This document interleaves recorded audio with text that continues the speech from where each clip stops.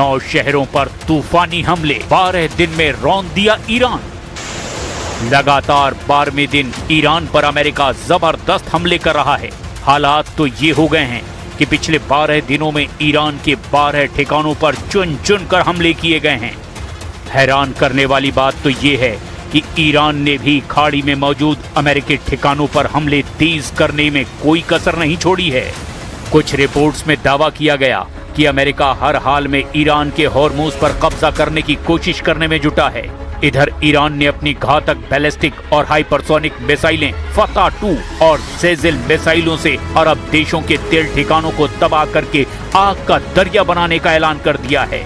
इधर ट्रंप ने कहा कि अगर ईरान हॉर्मुज स्ट्रेट में किसी जहाज पर हमला करता है तो फिर अमेरिका जवाब में ईरान के पुलों और बिजली घरों पर जबरदस्त बमबारी करेगा।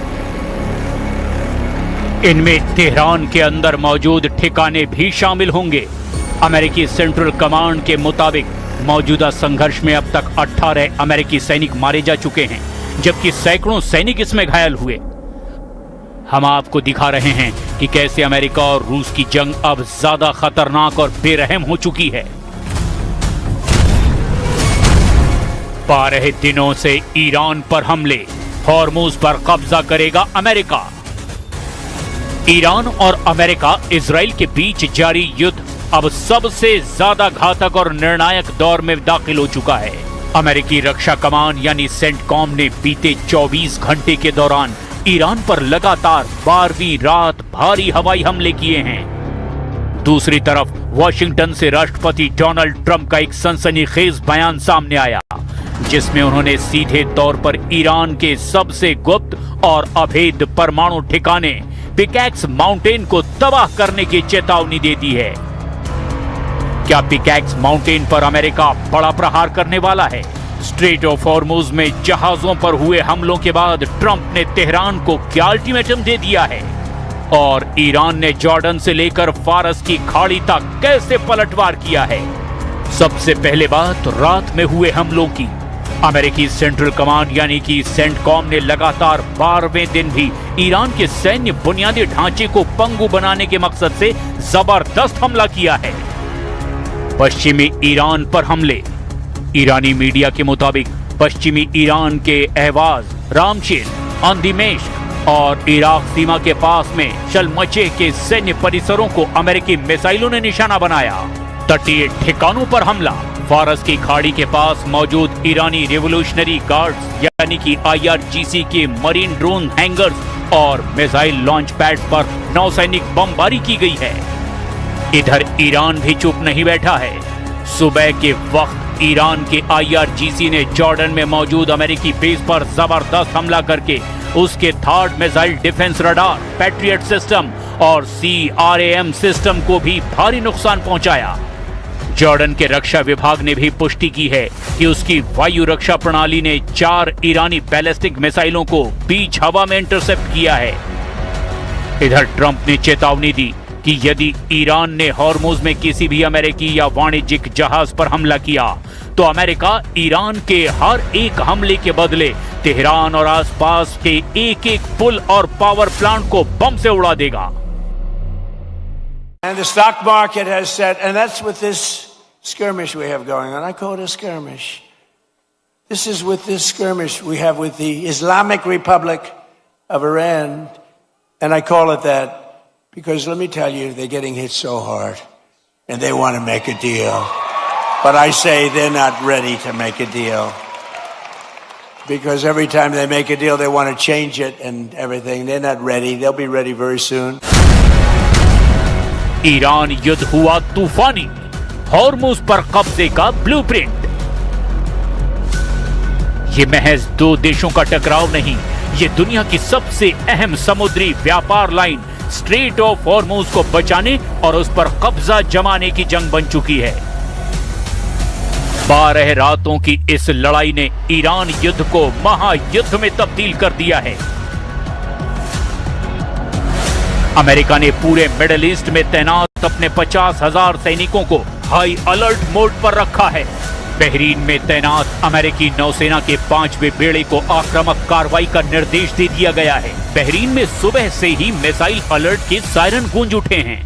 इधर इजरायली सेना यानी IDF के प्रमुख लेफ्टिनेंट जनरल अयाल जमीर ने बड़ा ऐलान करते हुए कहा कि हम ईरान के खिलाफ पूर्ण युद्ध फिर से शुरू करने के लिए 100% तैयार हैं।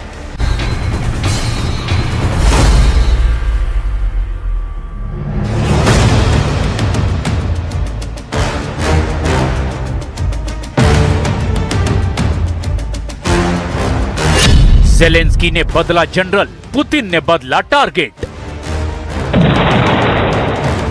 रूस यूक्रेन जंग को 4 साल 5 महीने से ज्यादा का वक्त हो चुका है।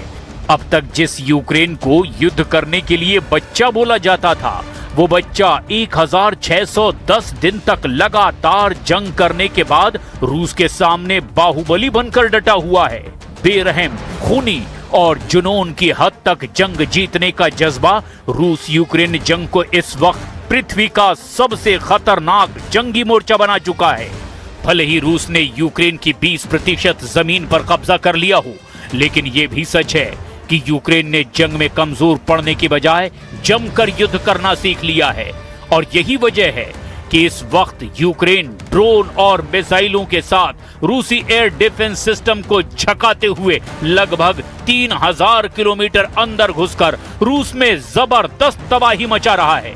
लगभग 11 रूसी तेल रिफाइनरियों को यूक्रेनी सेना ने फूंक डाला है। हालांकि रूस ने भी यूक्रेन पर पिछले 7 दिनों में जिस भयानक अंदाज से हमला किया, उसे देखकर ज़ेलेंस्की की चीखें निकल पड़ी हैं।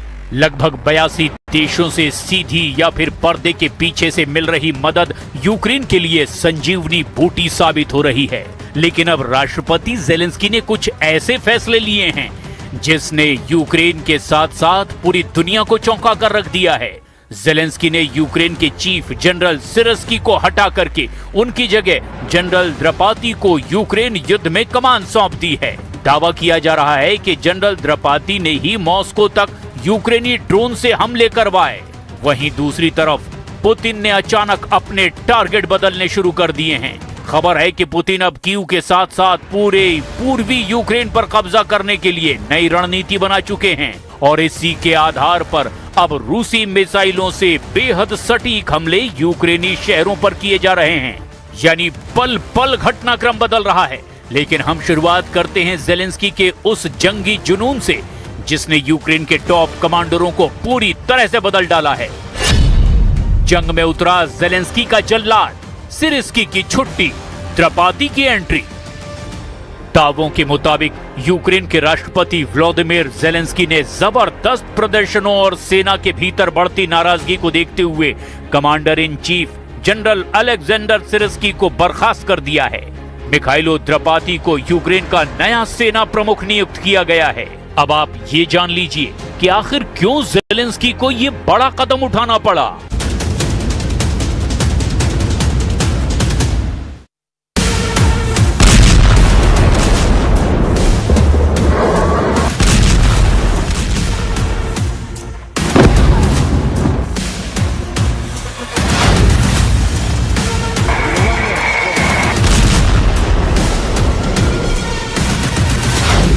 पिकैक्स पर 7 दिन में हमला, ईरान युद्ध में कूदे ज़ेलेंस्की। 28 फरवरी 2026 से आज तक अमेरिका और इजराइल ईरान के परमाणु ठिकानों को पूरी तरह से नष्ट नहीं कर पाए। हैरान करने वाली बात तो यह है कि अब ट्रंप को लगता है कि अगर हमने जल्दी ही ईरान की परमाणु क्षमता को पूरी तरह से तबाह नहीं किया तो इजराइल के साथ साथ पूरे अरब को ईरान तबाह कर डालेगा। खबर तो यहां तक है कि ईरान युद्ध में ट्रंप ने यूक्रेन को भी शामिल करना शुरू कर दिया है। दावा तो यहां तक किया जा रहा है कि ज़ेलेंस्की ने ट्रंप को भरोसा दिलाया है कि वो ईरान के शाहिद 136 ड्रोन और मिसाइलों को तबाह करने के लिए अपने माहिर कमांडर और स्पेशल टीम को ईरान के खिलाफ जंग में उतार देगा। इस बीच इस युद्ध में सबसे बड़ा मोड़ पिकैक्स माउंटेन को लेकर आया है। नतांज परमाणु परिसर के पास पहाड़ की ठोस चट्टानों को काटकर 100 मीटर नीचे बनाया गया ये बंकर ईरान का सबसे सुरक्षित सेंट्रीफ्यूज ठिकाना है। इसी को ट्रंप हर हाल में तबाह करना चाहते हैं।